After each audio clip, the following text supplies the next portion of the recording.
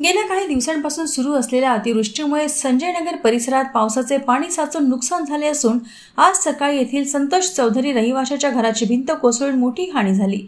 या घटनेमुळे घरातील कुटुंबीय भयभीत झाले असून संतोषवर भिंत कोसळल्याने थोडक्यात जीव वाचला। सुदैवाने कोणतीही जीवितहानी झाली नाही। घटनेची माहिती मिळताच चंद्रपूरचे आमदार किशोर जोरगेवार यांच्या मार्गदर्शनात अनुसूचित जमाती मोर्चा जिल्हाध्यक्ष जितेश कोळमेथे यांनी तातडीने घटनास्थळी धाव घेतली व नुकसानीची पाहणी केली। त्यांनी बाधित कुटुंबाशी संवाद साधून प्रशासनाशी संपर्क साधला। घराची कोसळलेली भिंत, पावसामुळे झालेली मातीची धूप आणि घरातील साहित्याचे झालेले नुकसान पाहून त्वरित मदत मिळावी यासाठी त्यांनी संबंधित अधिकाऱ्यांशी चर्चा केली।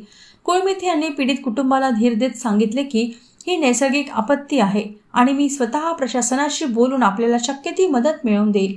दरम्यान प्रशासनाने पंचनामा करून अहवाल तयार करण्याचे काम सुरू केले आहे। पावसामुळे परिसरातील इतर काही घरांनाही किरकोळ तडे गेले असल्याचे प्राथमिक पाहणीत आढळले आहे। नागरिकांनी सावध राहण्याचे आवाहन करण्यात आले आहे। यावेळी कावेश शेख, विजय देशपांडे, मुन्ना जाधव, प्रवीण पंचबुद्धे, श्रावण चौहान अनेक स्थानिक सामाजिक कार्यकर्ते उपस्थित होते।